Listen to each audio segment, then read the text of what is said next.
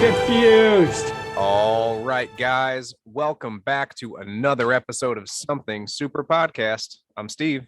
Mark. And I am your new host, John. All right, guys, so as you have heard, we have a new host. He's going to be our full-time host. His name is John. He is one of our long-standing friends. We took a break for a little bit because, as you guys are aware, sometimes life gets in the way. And life definitely got in the way for pretty much all of us. So we broke down. We decided that we were going to take a mental break, restructure a little bit, get ourselves a third full-time host. It's going to be here every week, so you guys have some consistency in your lives. So big thing for us is we're going to hop right back in. We're going to start talking about What If, catch you guys up. I know the last thing we talked about was Star-Lord T'Challa, which was a fantastic episode. And what we're going to do real quick is sort of touch base on every episode since then, and then prep you guys for what is to come. All right, guys. So, Mark, hit me with some knowledge on what we need to catch up on. So, guys, I really do want to apologize. Like, we love doing this. It just wasn't in the time frame that we had going on. You know, everyone's got personal, busy lives. But here we are. We're back. And since then, quite a lot of shit has happened in the MCU. You can say that. Just not even just with What If, just in the entire universe. We've had the Spider-Man No Way Home trailer. You have Venom vs. Carnage. There's some spoilers in there if you haven't caught that yet. With What If alone, we have What If the mightiest heroes all died, where we get to see Tony Stark die again. We had What If Doctor Strange lost his heart instead of his hands, where he keeps going through basically a hell loop. We had What If Zombies, where we get to see Iron Man, Tony Stark die again and again. One of my favorites, I'm not gonna lie. Oh, dude, I think that's been the best episode so far, is Zombies, like, hands down, except for maybe the most recent one with Ultron. But then we got What If Killmonger rescued Tony Stark, where again we got to see Tony Stark die again. I don't know if you're noticing a pattern, but we definitely are, and I have a theory as to why. And then we had John's least favorite episode, What If Thor was an only child?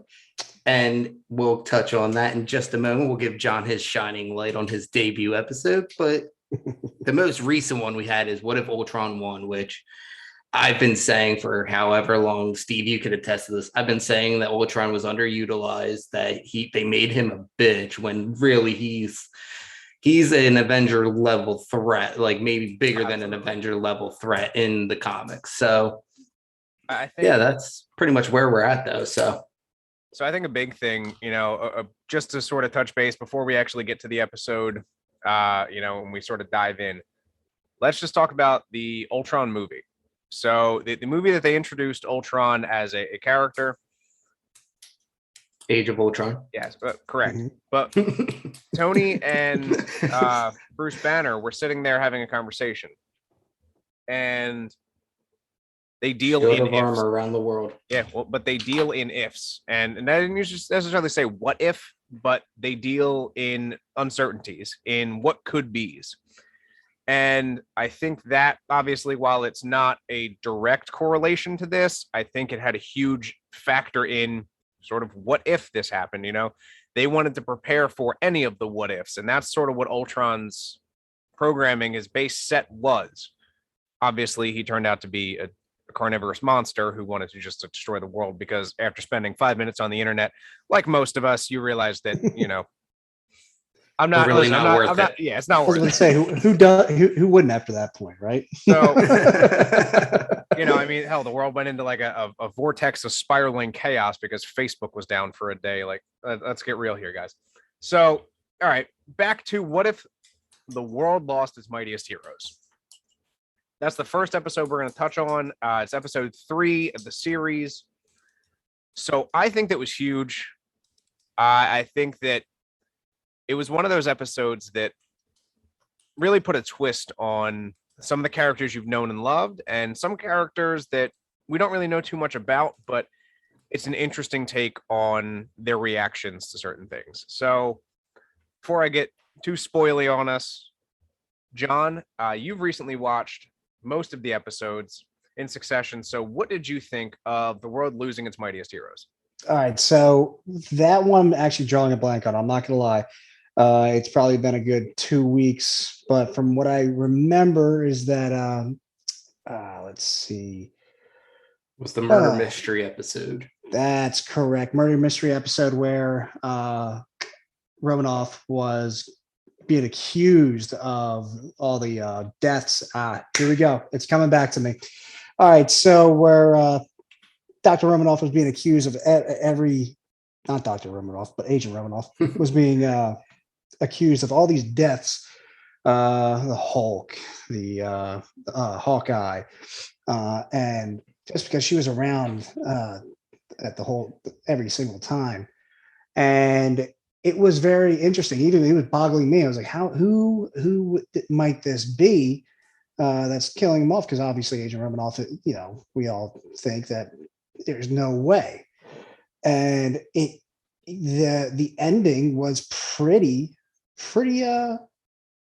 shocking for me. I didn't see this one coming. Where Hope's father, Hank Pym, Came who built Yellow the Jacket. became Yellow Jacket, was the one going around just killing everybody, and that was a big one for me. And that's because when went back and he he lost his daughter, correct? Correct. That's right.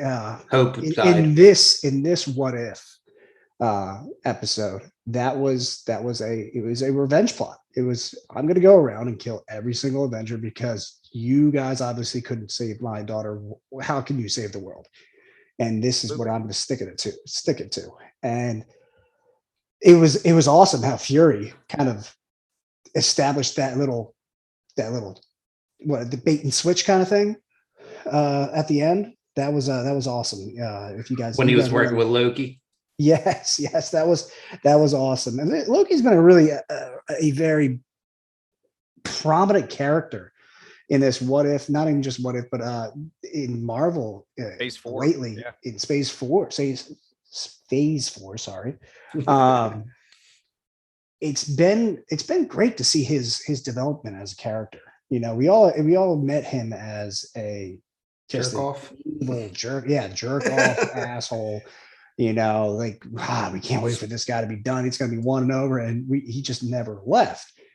And he's starting to grow on me because what you can do? You can kind of relate a little bit, right? You can kind of think, man, this guy's been through a lot. And, we've all been through a lot. And he's taking it out, but he also sees the good in everything that's coming.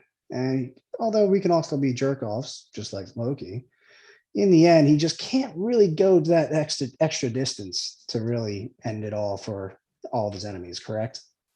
Correct. Now, Ray, you said something and it made me think. So you said Loki has been a prominent character, right?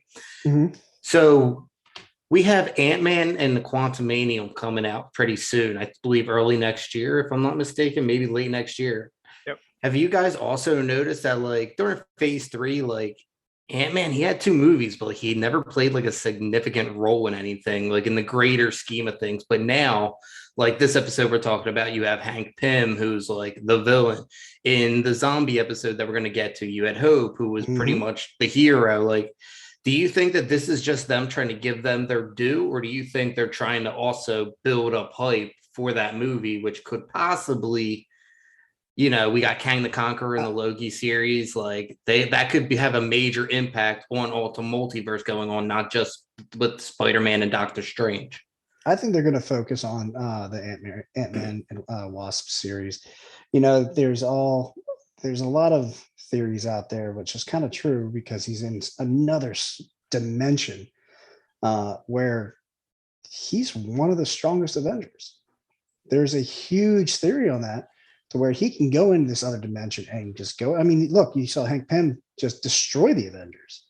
Without even trying, too. Without even trying. So what can what can Ant-Man and Hank and Hope, what can they all do? And I think they're going to focus on a little bit more series with them, whether it's their own movies or at least we got one coming out, at least that we know of. And I think we're going to see a lot of them involved because they are, in fact, one of the strongest. Yeah, let's be honest. We're at phase 4 with Marvel. At this point, every movie is an Avenger movie. There's no longer like just one Avenger in a movie. Now it's even just if it's a cameo, you're going to have 2 or 3 of them show up in the films. Absolutely. All right. So before we get too lost on that, let's touch base on Doctor Strange if he lost his heart instead of his hands.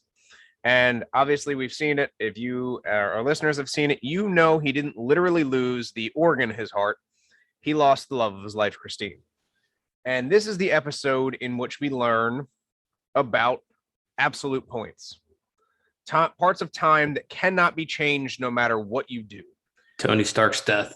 Yes, and I'm glad you brought that up because that is something that they've proven here. He dies in Endgame, which, okay, as you all know, I'm a huge Iron Man fan. I'm a big Robert Downey Jr. fan. It was one of the most like gut-wrenching scenes for me to watch because that is the man that sort of started the MCU and, again, one of my favorite heroes. But the absolute point theory that this one thing or multiple things, I guess, across the timeline, no matter how you change time, space, etc., this thing cannot change and will not change. It will find a way to happen. So you saw Doctor Strange reversing time in this episode and trying to save her via not going out or driving a different way or, eating at home, whatever the case was of his newfound plan. And then eventually he realizes that it's not going to happen. He gets the explanation that there are the absolute points that cannot be changed. So what does he do? He decides to try to change the absolute point because that's how devoted this man is to the love of his life. And where were these TVA fuckers at while all that was going on? So I think very much like, well, I mean, let's look at Wanda as a Loki. They made such a big deal of like one little thing. This motherfucker's trying to change an absolute point, and maybe, they're like, "Oh, it's cool." Maybe that's why, though, because regardless, like if you went back in time and helped Genghis Khan, he didn't need my help. Correct, but I'm saying, all right. So you go back in time and you stop Hitler from killing himself, right? That is a change in history that would, cause the demise of America and possibly every other country in the world. But that is something that could possibly be changed. But if Hitler's death was an absolute point and he's going to kill himself regardless, then it really wouldn't matter if you changed it or not because it's going to happen. So he doesn't actually change anything because the truck that he almost crashed into doesn't crash. The people aren't there's no one injured except for her. She's the only one that dies. So that is the absolute point, her death, regardless of how it happened. So I don't think the TVA would get involved because she still dies. Stephen Strange still becomes Doctor Strange. I mean, he eventually becomes Strange Supreme, but I think that was just due to his own, misuse of the power. But yeah, I think because, and I could be wrong, he may or may not be a Nexus being. We haven't really touched on that yet in phase 4, but if he's a Nexus being, there's nothing they can fucking do about it. You've seen Wanda. Wanda would fucking smash the TVA with a goddamn flick of her finger, and nothing's going to happen. So I'm curious to see how, absolute points sort of make their way into phase 4 live action movies. I think it was pretty cool to see all of the monsters that he was fighting. Yeah, he was like summoning to kill. Basically, he was just eating them, fodder. Well, he tried it the nice way the first time, and it just didn't work for him. Nope. And that's when he was like, you know what? Fuck it. Let's do it. Well, he did let the bug go. He just robbed him. Yeah. He just took his yeah, cape. that was a good scene.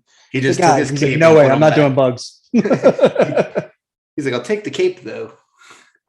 Again, that was super cool. Like, so we see how he got his cape. We see sort of how he lost his control.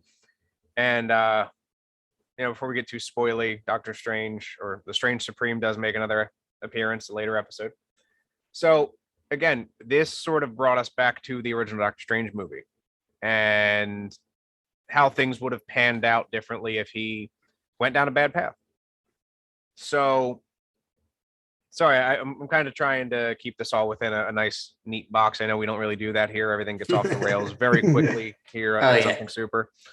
But what do you guys have to say about that? I mean, some quick comments, thoughts, feelings, concerns about the episode. that episode was very interesting. It showed, just like you said, what would happen if he went down that wrong path, and you can see that throughout the episode. For he wasn't trying to become dark; he was just trying to save the love of his life, Yep. and it just by going down the wrong path of doing Anakin things you're not Skywalker syndrome. Exactly, Anakin Skywalker syndrome. That was a good reference there, Mark. And Thank you. you can see the demise in oneself, and with Doctor Strange at the end of the movie, and how you know at the end where he realizes, oh no, what have I done? I haven't just destroyed myself; I destroyed everything around me. And that's a great lesson, great message, that Marvel kind of put in to show like its viewers, like, hey, not only does its own characters go down the same path as what we all do today, this is the reason why they don't do it. You're not supposed to do it. Yep. And it was a great. I thought it was a pretty nice classic episode to really go down that. Yeah, no, I mean, definitely for like being like still kind of like an ease into the series episode. It was only episode 4. I thought that they took a lot of chances. They swung really big, and I think they hit it out of the park personally. Like you said, John, like we're seeing the heroes kind of like, I feel like in phase 1, like they didn't really like acknowledge the damage that they were doing being heroes, I guess you could say. Mm-hmm. And now we're seeing them, they're taking responsibility now for their actions. Like before, like you had Civil War, they dropped an entire country out of the sky as a result from their actions. And they were like, oh, we have to be policed now. It's like, yeah, like after something like that, yeah, it's probably a good idea to have someone just kind of like, checking you in. And even then, Cap's like, fuck that shit, I'm out. But shocking, actually, because you would think he would be the one. Yeah, he's the Boy Scout, and Tony is the sort of like, shoot from the hip type guy. But Tony was like, no, we've done a lot of fucking damage here, guys. Right. Like you could see on the screens in Civil War, they like brought up each, major incident that involved the Avengers and how many people died, how many people were injured, like the fucking land lost, shit like that. Like it's fucking wild, man. Which is really ironic because let's go back on what we were talking about with us, Age of Ultron, is that he wanted a whole suit of armor around the whole entire world, right? Yeah. Tony Stark, he didn't want anybody hurt. He saw that his weapons were killing their own soldiers and the people, innocent people, and he wanted everybody safe, right? He wanted to, just make sure that nothing could come in. And in turn, he created the very thing that he was trying to protect the world of. Yep. Absolutely agree. And honestly, that's what happens to Doctor Strange in this one, too. He becomes everything he doesn't want to try to save the love of his life. And in it, like, yeah, he gets all this power, but like, it's all for nothing because he still can't save her. Absolutely. It just goes to show you. Sometimes you just got to let it happen. So here we go. John, you were saying this next one was your favorite episode, the zombies. What you got, man? The zombie one. That was a great one. I loved seeing, I mean, personally, if you guys obviously don't know, it's my first day, but zombies are my favorite horror, October genre, everything. Like if you put zombies over Michael Myers to Jason or anything like, no. I'm the zombie guy. As cliche as it all sounds, it might be a terrible movie or terrible TV show. I'm not going to quote it, but I still love it. Zombies are my thing. So when I saw that the zombie Marvel was was a actual episode, I turned that thing right on right away. That was one of my first episodes I saw. So seeing Captain America as a zombie was interesting. That was very kind of funny, actually. You guys know, on the train, I'm going a little bit farther into the episode first, while he's on the train, and he just jumps right down and he's like, oh my gosh, Captain America, you're gonna just eat this person, right? No, that his shield came back and bit him in the butt. No pun intended on that one, which was great. I love seeing Marvel now not being to PC and really just showing that blood and gore that it once showed in the comics. And not Have you that read the zombie series? I haven't, and you know what? I Yeah. gotta grab my hands on it. Both Marvel and DC both have a zombie series. In DC, it's called Deceased, and Mhm. then it's just Marvel Zombies otherwise. But what did you guys think about you could see obviously clearly that Marvel and Disney listen to their fans because they kind of took a twist on the Ant-Man up the Thanos butt Yeah. theory with her flying into Sharon Carter after Cap was eating her, and then just like you said with the gore, just pops her like a balloon. Yep. Yeah, I think that was huge. I think a big thing that you see here is Peter Parker steps up into, I want to say, almost a Tony Stark. Spider Supreme. Yeah, besides the fact that he gets the cape and the cape finds him worthy, he steps into his role as the leader of the Avengers, which I think is awesome because he's a kid, but he knows what needs to be done. I think that's one of the most important parts. And my takeaway from this episode is Peter really sort of broke down in the end. And he was like, you got to be positive. Like, you have to keep the faith and you got to do what you got to do. But, maybe there is a light at the end of the tunnel. And as we get further into the episode, we realize that they end up at the military base that Vision is sort of hiding out in. And he has a cure. He has a cure for these zombies. Unfortunately, Except he is not giving anyone the cure, and that's because he is feeding his zombie girlfriend. yes. Who Can I just point out that I was so upset when what's his face actually got killed by her for the Baba Yaga dude from Oh yeah, Ant-Man. from Like Ant-Man. like he made it so far. It was like in the Suicide Squad with the what was the name? The driver. Oh, When they're the making first one, right? No, First the- Suicide with- Squad, with the newer one. newer one. Oh, I can't think of When, it. when they're in When the he tower. dies, when he dies in the tower, and everybody's like, "Wait, who is this guy?" Why was he? Why was he with us? What was he doing? Holding the door? Uh, but yeah, But yeah, I mean, a big thing for me with this episode is it's canon now. Like Uncle Ben is in the MCU. Like this is the first mention or anything of Uncle Ben, which is kind of sad that it was in like a eulogy pretty much because they're like, how do you stay so happy? He's like, I don't have anyone left. Yeah, yeah. I think shy of the briefcase or his suitcase that he uses in Far From Home, that's really it. Like they don't even mention his name. Right. But no, I mean, I agree with you, John. Like, no, don't get me wrong. I'm not as big on zombies as you are just because That's okay. Not a lot of people are. They think it's cliche, and it's okay. I don't think it's cliche. Like, enjoy what you're going to enjoy. For me, it's more of a scientific thing. And Yeah. I'm just weird like that. But I mean, I'm 100% with you, though. This has been, for me, my favorite episode, just as far as like sheer enjoyment. I think the best episode so far has been the Ultron one. But my favorite episode has been the zombie one so far, which, just moving on along. Steve, I know All right. you're a big Iron Man guy, right? So this So, episode, how did you feel about Killmonger being the one that saves Tony? I thought it was interesting. So this brings us back to like day one, week one, beginning of Marvel, Iron Man 1. And I think it's huge. I love the fact, and I can say this about every single episode, they take like a shot for shot from the movie, they make it cartoon, and then they kind of alter it the way they need to, obviously, for the episode. This was huge. The man that is playing Tony Stark, and obviously it's not Robert Downey Jr., but he sounds, yeah, exactly. Sounds close enough. Like a lot of these people, a lot of their voice actors sound pretty fucking close. And like, I'll give it to them. Like, it's awesome.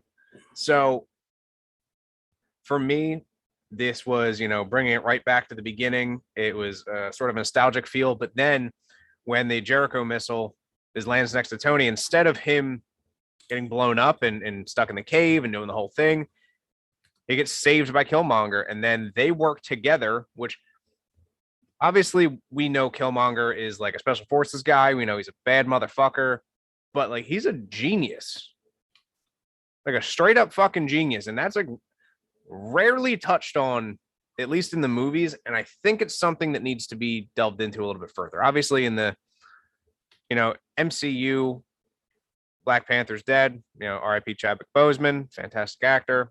This is the last series that he ever acted in, which I think was awesome. But I want to see that.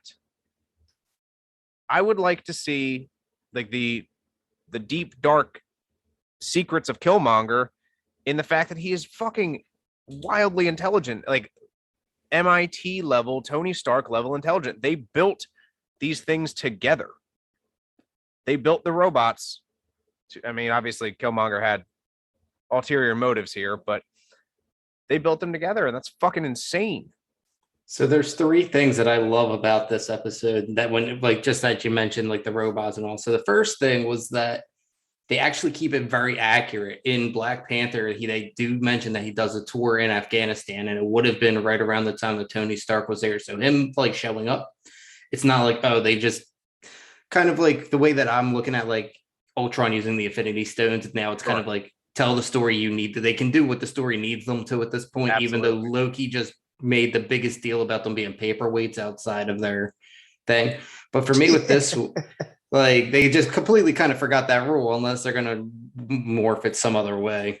Yeah, But- that kind of like dismantles the whole aspect of all these episodes. But let's keep going. Yeah. So the second thing that I absolutely loved was the fact that he's like, yeah, I'm an anime fan. And he made it look like Gundam because Gundam was one of Michael B. Jordan's favorite animes to watch. And his favorite one, which is one of my favorite ones, which is Dragon Ball Z, is going to the original Black Panther. He was like, look, I'm a huge anime fan. I love Vegeta. So they actually modeled his costume kind of off of Vegeta's Saiyan armor. Yep. Loved it. Huge fan of that. And the driver's name was Milton. Milton, that's right. Not to go off topic, but it just came to me. I was like, Milton.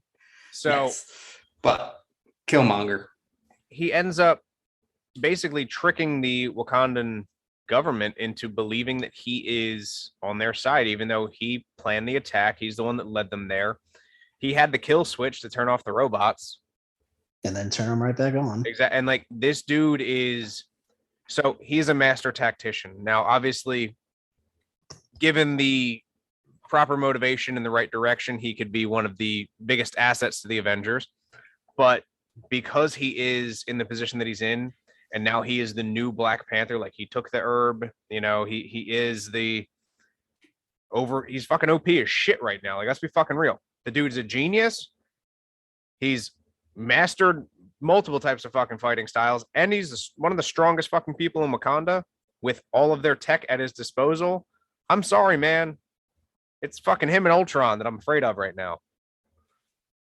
I forget who it was. One of the breakdown channels that like I watch, or I was watching something, reading an article on YouTube, and they were talking about like his attitude in this episode. It's like every like 3.5 or every 4 minutes he double crosses somebody. Oh, Like it's just absolutely. like one right after another, after another, after another. Like Yeah, he's That's fucking very basically impressive. doing jujitsu. It with is. double cross. Like he's just like 3 steps ahead. He's like, all right, I'm going to double cross this person after I double cross this person, after I double cross this person, Like- after I double cross this person. well, first it was Obadiah Stane. Then after that, he took out T'Challa. Then after that, then he double crossed Tony. Then from there, he took out. Yeah. Then he went and he took out Claw. He used Claw to get into Wakanda. Then he took out pretty much the Wakandans with his own tag. Like it was like one after another. It's just Yeah, like, he's in dude. control of them now. And the awesome thing is from that whole thing, you see in the end that Shuri, T'Challa's little sister, I'm sorry, Shuri, meets up with Pepper Potts, and it kind of brings you back to like, okay, are we going to see that? Are we going to see that Iron Man suit again? Are we going to be seeing them go against Killmonger? Does she become Ironheart in this universe? Yeah, like I would like to see that.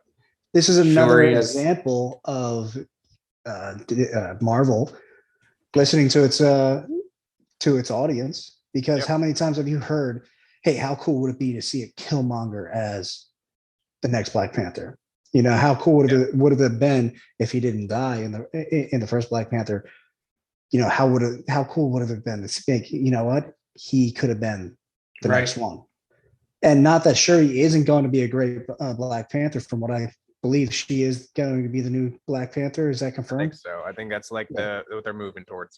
And I think it's like she- 99% certain that that's the way they're going to go. I think she's going to be an amazing Black Panther. I mean, her skills alone, she's one of the smartest in Wakanda as it is, and I think she's going to be fantastic in Black Panther in the next Black Panther. But this is another example of Marvel listened to its fans. Killmonger. What if Killmonger was the next Black Panther? And this is exactly what it would have went. Is that, hey, it wouldn't have went the way that we wanted it to, because in the end he is evil Sure. or misconstrued, I should say. I There mean, could the have been only a whole bunch of what ifs out there. Oh yeah, I mean, the only thing that like I had against kind of like Shuri being it is I was like, well, you know, like Black Panther kind of needs some fighting skills, but then we learned in this episode that her mother is like the general of the military. Mhm. So I'm like, and Wakanda has a very female-led Secret Service, Yep. military. Pretty much everything. Yeah. Yeah. So what now that like I'm learning more about like the MCU Wakanda that we're getting, I'm like, okay, like Shuri probably does have some training. She's just probably just super smart and prefers to go the brainy way than the force way. Well, I mean, that's the same as Iron Man. So you can sort of expect an Iron Man-esque Black Panther where it's, I'm going to use the force that I need to, but I'm going to let my brain do most of the heavy lifting, which I'm cool with. It's different. All right. Now, John, we're going to jump immediately into your least favorite episode. What if Thor were an only child? So, I was go ahead, hit me. I was Hashtag watching hot this. take. I was watching this in my truck, waiting for my daughter to get done gymnastics, and the whole time I'm watching this, I'm like, all right, are you going for a frat audience to where college, or are you still going for that that younger audience, or are you going for the older audience? Where are you going with this? Because this whole half of that episode was just Thor partying, and it was kind of annoying. It was more along the lines of, yeah, Marvel can be funny. It's great when Marvel can be funny, but it was just, it does go back to where we all know the first Thor was, very adolescent. He was rambunctious and out there to where, he eventually lost the worthiness we all know about. But here he's the same. And when his mother finds out, now obviously Odin was the one that took that power away from the hammer to even be able to lift it up. But it was kind of just brushed off, oh, boys will be boys kind of thing. And it was just like, come on, man, you're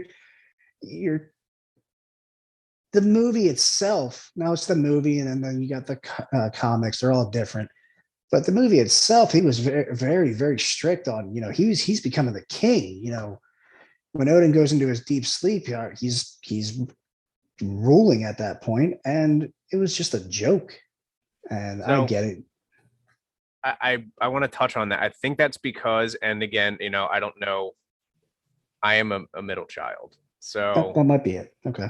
I can completely understand where in the Thor movies, he is the middle child. He sort of has to do his own thing. The oldest sort of gets whatever they want. Obviously, that's Hela. They're the first child. The middle child, who is not knowing they're the middle child until they become the middle child, is the youngest for a little while, and sort of hits on the oldest. And then after the middle child, you have the youngest. Well, Loki is That's the usually youngest. the order it goes in. Correct. That is canonically the order it will go in. But so when you have Loki, who is not only not a son of Asgard, Odin. yeah. By the way, great. they're great with his character. Yeah. I love that. I did The fact that he I did. actually became a frost giant. Yes, that was and- awesome. and a prince, which was awesome. But Well, so he was like, king at that point, wasn't he? I thought it or was, was he only I thought it was prince? Prince. I think he was Loki. still Prince. Yeah. I Was think he still was a prince? So like you have Thor, who is the middle child, who sort of needs to like carve his own path. He's living in the shadow of his older sibling, who obviously we know is Hela. and his younger sibling is sort of getting away with fucking literal murder. Like let's we say that a lot of the times, in the real world, like, oh, you're getting away with murder. Like, no, Loki gets away with literal fucking murder, just kills people whenever he wants to, and nobody fucking bats an eye. Whatever. They smack Unless him on the it's wrist, Thor. they send him into his room. Yeah, correct. So Thor has to be the shining beacon of hope. But in this, Thor is the baby, which means Thor gets whatever the fuck he wants. Hela's out of the picture. Hela's gone. That's a thing that has been across the universe. Hela disappears, does her own thing, gets locked away. But Frigga Thor's goes like- on a tea date. Yeah, Thor is fucking doing his thing, man. He's all over the world. He's partying. He, ends up on Earth because his dad's dead. Then he finally wants to go party with the other, people from the Nine Realms. And I think it was an interesting way to introduce him. Obviously Jane like fawned over him, and she immediately fell in love because he was good looking and this and that. And like, I thought it was awesome that not only was this, I mean, it's supposed to be Thor 1, but he had people from every Thor movie, Korg included, Yeah. that came to Earth and partied with him from across the cosmos. So this leads me to believe that because Loki was never in the picture, Thor did a lot of what he did 1 through 3, minus the fighting and triumphantness, long before Thor 1 ever happened. At least he traveled the. I mean, I cosmos. could definitely see that. Yeah, I could definitely see that. It's a what if. So a lot of the things that did happen in the original timeline obviously didn't, or it did just a very, very sped up way. Sure. I don't get me wrong. I did love the fight between Thor and Captain Marvel. Captain Marvel. I thought that was fantastic. I was He's very still confused not at- worthy. Yes, no. I don't care what Yeah. Brie Larson says. She's not worthy. You wrong, Brie. Was that Brie Larson? Brie her Larson voice? said I that don't Captain think- Marvel I don't think that is was the her strongest. in the show. In an interview, she said Captain Marvel is the greatest or strongest Avenger, and that Captain Marvel is able to lift Mjolnir, which is not true at all. She's only done it one time, to my knowledge, in the comics, and that's because Captain Marvel fused with a zombie Thor, so she temporarily had the powers of Thor. It had nothing to do with her. She is not worthy. Brie Larson, you suck. That's my rant. Wow, that's a little. I can see that he a little deep on this one. He got a little deep. The knife cuts deep on that one, yeah. I think there definitely could have been a better female actress for Captain Marvel, not America. Sure. Definitely, it was definitely a little bummer. I mean, the movies were good, but her acting wasn't that great.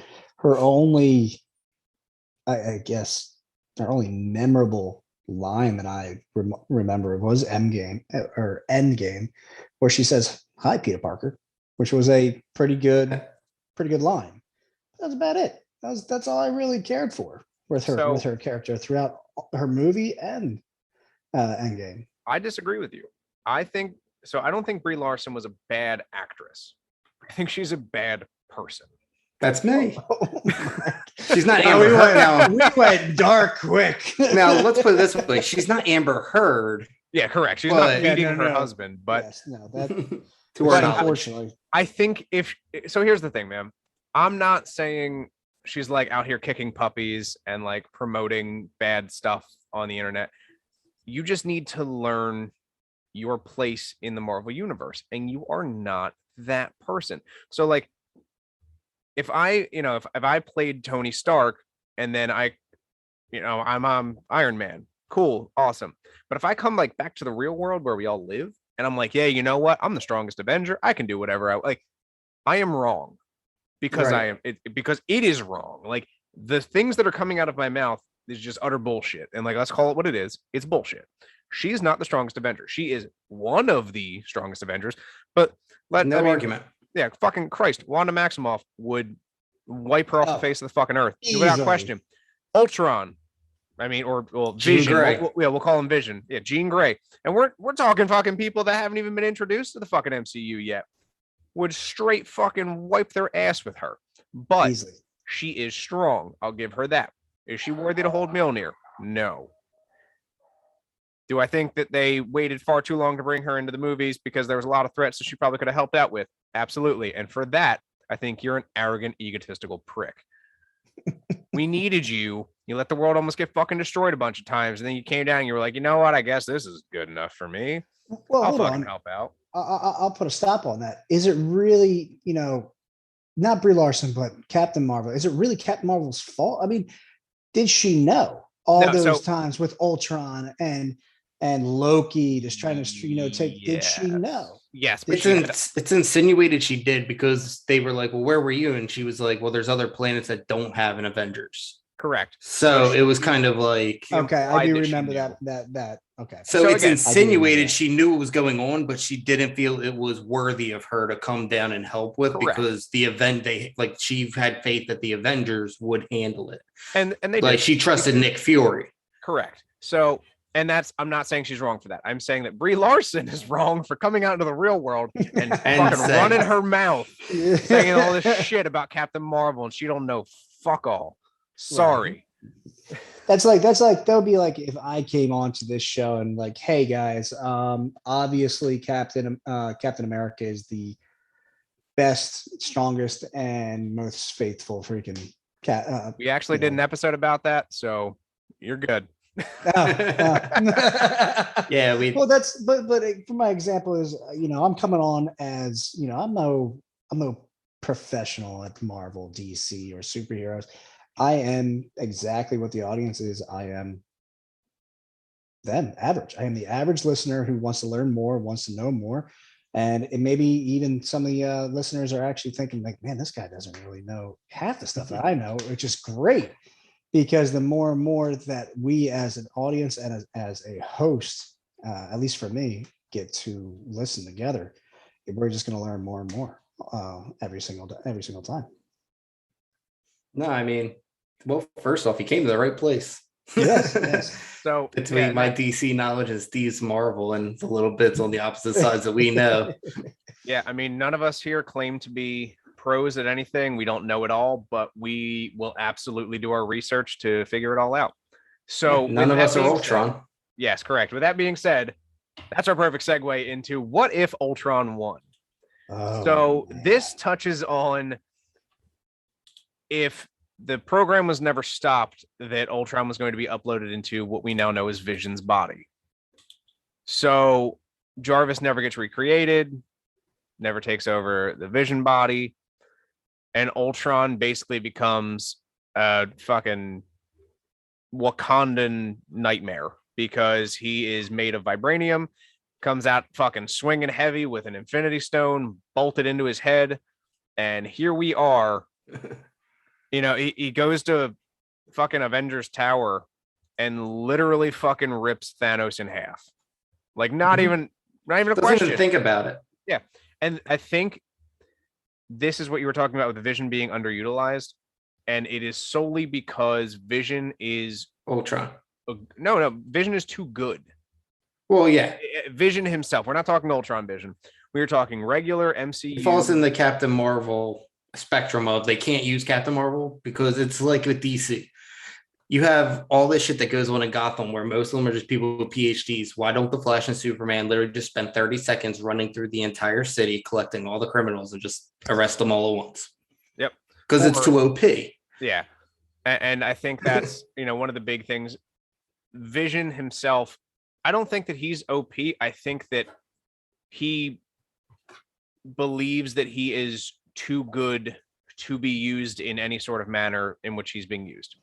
So not only is Ultron one of the most intelligent beings on Earth, and I say beings because he's not a human, he's a humanoid android, but the precision that he has, the ability to think faster than lightning. He has Barry Allen's thought processes and precision of the fucking Green Arrow. But the second that Thanos walks out of that portal with, by the way, 5 Infinity Stones, and we'll talk on that, in a minute. Boom, right in half. He does not wait for Thanos to open his mouth. He does not wait for Thanos to create a plan. Thanos views him as a fucking non-threat. You are a tiny, puny, human-looking thing. Ta-da. I'm going to fucking wreck you. And guess what? He gets his shit ripped open. Straight in half, perfectly balanced, as all things should be. No, like for real. I really, really love what they're doing with Ultron, and I'm so happy to finally see him be the big bad that he needed to be. Oh, fuck yeah. Like, yes, he got an Avengers movie, but I mean, that movie, honestly, like it was about Ultron, but the purpose of that movie was more so to set up like Wanda and Vision than it was for them to stop Ultron. I felt like going back now and watching it now that I see like how the whole plan is unfolding between WandaVision, between Civil War, where they were kind of on opposite sides. But like Ultron is like a real deal now. And like I said, the only gripe I had with this whole episode was the fact that they're just kind of doing whatever they want now with the Infinity Stones. Now I made up my own theory for this just so I could actually like enjoy it and not let this one little detail ruin everything for me. Okay. And it's that with all 6 stones, Ultron can rewrite the reality, that they only work in his reality. So that's what I'm rocking with. It's probably not true. There's probably some actual thing, but for me, Ultron rewrote a reality so that he can use them outside and whoop the Watchers' ass. Yeah, that's pretty awesome. Another thing I did like, and it's one of those controversial type things, like the armor that he creates is essentially The Ultron. Yeah, he just puts on his old Ultron body, which I thought was kind of cool. I also super confused because Gamora was at the fight on Xandar and the Soul Stone was already had. So my theory, and Nebula. is the Nebula that we met in the Star-Lord T'Challa episode, who is like Thanos's favorite child because they're like best friends, is the one that got killed. That's my only justification for this, because someone has to die. Either that or Gamora sacrificed Nebula to get the Soul Stone before Thanos, and then ended up giving it up in the long run anyway to save her life or to save Peter Quill's life because they still love each other. I need, like you said, I need a justification for it. I think they're getting a little too willy-nilly with this shit, and I'm cool with it because like it's visually impressive and it's fun to watch. But yeah, there's a lot of like gap area in there where I'm like, all right, cool. Like, how the fuck did he get the time stone? Like, did Stephen Strange is fucking just rolling around the universe? Where the fuck did he get the time stone from? Yeah, it's true. Like, are they on the same plane as the and if they are, many... the TVA is a fucking joke because the stones aren't supposed to work outside of their universe or their timeline. So like, what the fuck is going on? So my theory with as far as just the time stone is that Ultron probably wiped pretty much everybody out. So honestly, Thanos probably just walked in and took it. There's probably nobody there. Yeah, and I'm cool with that. Now the Soul Stone, that is one that like I said, I was on the same lines with you with the Nebula theory. But for the time stone, I feel like that would be a lot easier to acquire because he probably just strolled in and was like, "Oh, everybody's dead." Yeah, I guess. I don't know. Maybe it's just me. Sorry.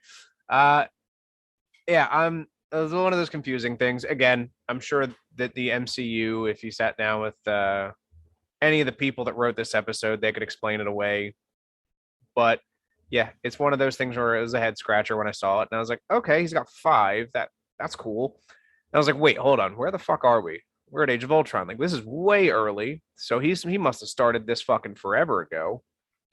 Okay, all right. Where are these people coming from? And then the Soul Stone was there, and then Nebula wasn't. So that was my, theory. And that's the thing too. Like, if it is Age of Ultron, there's no Guardians yet. So correct. Gamora wouldn't even have been with them. She still would have been with Thanos, and she would have been loyal to him. So correct. It's not far fetched that she would kill Gamora. They're not like friends yet at this point. I don't know about that because when Age of Ultron, or when Ultron went and what was the city that he went on with the batteries? It was the beginning of Guardians of the Galaxy 2. What was the name of that city? Where they're fighting the animal or the tentacle thing with the gold right. people. I forget. I know what you're talking about. Well, I know what you're talking about though. in this episode, it shows them right there, right? Peter Quill, right on the on basically the tarmac of that city, probably getting ready to fight that tentacle thing. And he dies right there. And so does actually, I want to say actually Gamora was there. I think Gamora I was actually there.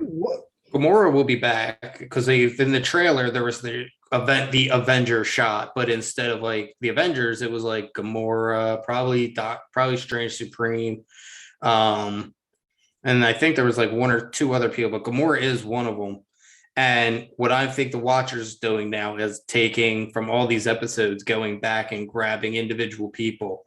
So I'm wondering if like maybe that Hank Pym will be one of the people he grabs, maybe Strange Supreme, maybe Gamora, probably Thor. I want him to build Yeah. the like ragtag Avengers.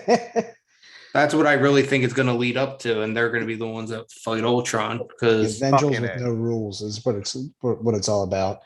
Which is, you can segue right into the how awesome was that freaking Ultron busting through the multi universe, finally finds the Watcher, and they just go to town. They just go to town with that fight, and it was a big eye opener to that. Hey, wow, this Watcher, he kind of lost.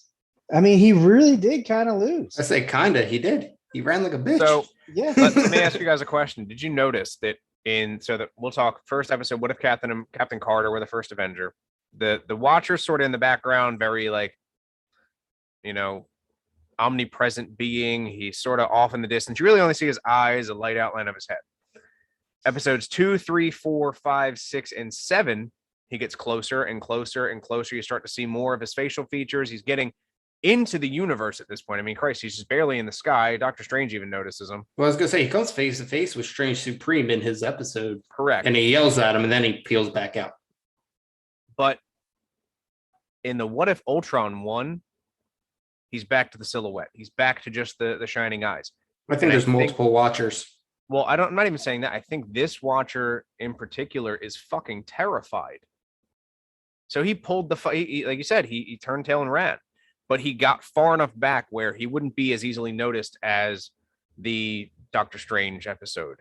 So he sort of like did his, he got too close, realized that, the water was hot or cold or, whatever we're going to call it in this universe. But like Now, he stepped back a little bit. are the Watchers now, Steve? I need your MCU notes. Are the Watchers all knowing, or they only know everything up to present? I believe they're all knowing. Because he says at the beginning of the episode, now this story, it breaks my heart, which would mean he already knows the outcome of what's going to happen. So, but then we see Ultron go find him, whoop his ass, and then it ends with him going to Strange Supreme, asking for help. So I think a big thing in this is, and this is my understanding, for you listeners, correct me if I'm wrong.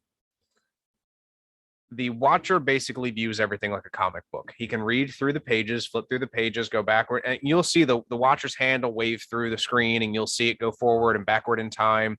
And that's him basically running through the pages of existence. Now, I think this is sort of one of those, like, no one saw this coming. Even though he has read this book a million times, this is different. And I think that is what changed it, is the fact that the Infinity Stones were not supposed to work outside of their own universe. And I think that is something that sort of changed the landscape here. I was just thinking, and now I have a theory. Shoot. And this is kind of how my mind usually works. I just hear shit and then come up with shit. And then sometimes it makes sense. But hear me out. So earlier we talked about like absolute points. Uh-huh. And we obviously can tell that the Watcher at the end of the Thor episode was shocked by Ultron showing up with all the Infinity Stones. Yep. Do you think maybe Ultron was able to change a absolute point, and that's why the Watcher was so caught off guard, because he didn't think it was possible? But then that's what I'm saying. Like, it's very possible that something changed. So I don't know if, again, we'll probably touch base on it in episode 9. What if the Watcher broke his oath? But I think a big thing here is Obviously, the Watcher's oath is that he's not going to interfere. We know that. Like, that is And he something has, well, he technically already has by fighting Correct. Ultron. So, well, I mean, he didn't want to fight Ultron. Ultron came looking for that heat, man. He came with his fists up, ready to fucking go. But No, but the fact that he engaged him, as soon as he engaged him, it's kind of like, I forget what it's called, but like when you're doing a scientific study and you can't interfere with correct, the yeah, study, but the technically variables by and- being present, you're interfering with the study. It's like one Yeah. of those type of situations. that's a what the hell is it? Conundrum. No. Oh my god, I was just using this terminology the other day. Schrodinger's cat. That's it. Schrodinger's cat theory that the cat has poison food inside the box, and if you open the box and the cat is dead, you're the reason the cat died. I get it. But I think that the Watcher breaking his oath, like, what if the Watcher broke his oath? I think this is a huge aspect to this, what if timeline. I hope they keep doing what if episodes, because you could realistically write them forever. You can write them about. I feel shit like that's there will never be a gonna happen. season 2. There better be a season fucking 22. But actually, I'm looking here. There is. I'm on the Marvel Universe wiki. There is a season 2 that just has yet to be filled out.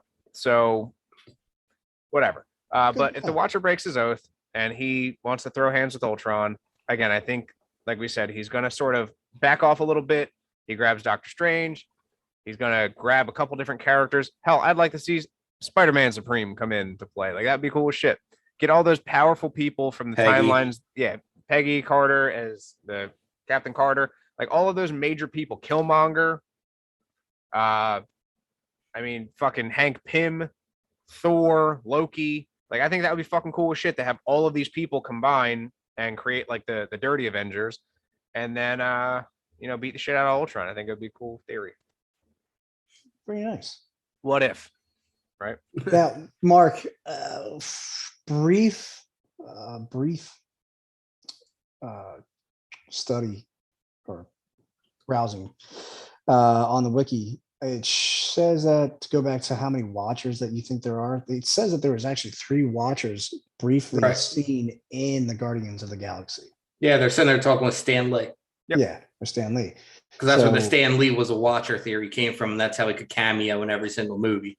Which would be awesome if that all ends, that Stan Lee was, Being canon. yes, that'd be awesome. But I didn't mean to cut you off. Go on. But that's what I was thinking. So I was curious if it was the same Watcher just watching his own story, or is it a different Watcher observing this one's story? Right. So That would be pretty Good cool. question. just because like the way he talked in like past tense, I was like, so he already knows the outcome and he already knows what happens because he says this story breaks my heart. Well, how would he know it broke his heart if it hadn't happened yet? Correct.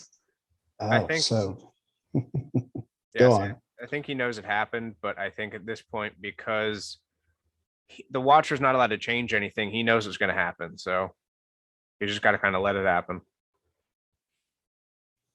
which it's not if there is one, it's which one. I actually Exactly. I found every single one on this wiki, and there looks to be at least like 20 or 30 of them. Right. Like I know in the comics that the Watchers are kind of like the Council of Rick, to my understanding. Right. Like they kind of oversee everything. They make sure everything kind of flows. They're essentially an omnipotent TVA. Yep. And basically, it's like you watch this universe, you make sure your shit don't go cray cray. We'll make sure ours don't, and we'll meet up and have happy hour. Yep. And this one's dropping the ball everywhere. Yep. Unless, He done fucked up. yeah, I was gonna say unless every episode's in a different universe and it's like all different Watchers. So now we've seen so far like 8 different Watchers. Well, Probably, actually. yes and no, because like again, if it was a different Watcher, how would he know about Strange Supreme? Right. Falls upon Strange Supreme. So I want to say that it's all the same, at least for this. I think there are different Watchers, but I think like this was the guy that they were like, all right, you tell the story. We're gonna go do our own thing for a little bit, but you hang out, you tell the story about what happened, and like he's telling the story, and he is like progressively fucking it up worse and worse every time he gets closer. Which it would be a cool twist of fate here, I guess, would be the easiest way to put it. Yeah, no, I mean, I'm hyped to see like where they take it from here with Ultron and everything. I know that there's like a trailer out. I don't watch trailers for the TV shows because I can be patient. I can wait a week. It's not a So week. It's tomorrow, buddy. no, but I'm saying the thing came out, I think on like Friday Yeah. or like Saturday. They do like they did like a preview type John. Gotcha. But All I right. don't know. I'm happy to. I can't wait to see what the series finale brings, what season 2 brings, because like you said, it's slated, and there's a lot of characters that might be coming over to the MCU I in can't. that time that could be included in this What If series, especially since in the comics there's all different kinds of storylines. There's what if the Hulk wasn't the monster? What if Bruce was? What if the Punisher worked for Shield? Like there's There's a million some. what ifs. They did them for years, and I'd like to Mhm. see them bring a lot of those to life.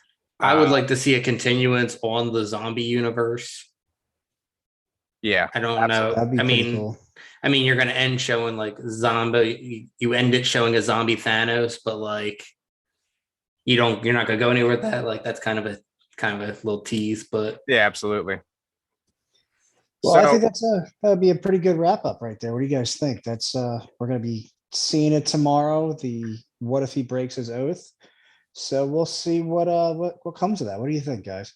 I'm absolutely ready for it. We will keep everyone here updated as we get our information, as we all watch the episode, and we can sort of give you our full season breakdown. Now, obviously, we gave you guys episode 3 through 8 here. I know it was a lot of information to digest, but thanks for always giving us a listen. As always, guys, you can find us on Instagram and Facebook at Something Super Podcast, on Twitter at SS Podcast 52, on all of your major streaming apps. That includes Apple Podcasts, Google Podcasts, iHeartRadio. And thank you, Anchor, for hosting us. To wrap it all up, I'm Steve. Mark. And I'm your new host, John. And guys, we'll catch you next week.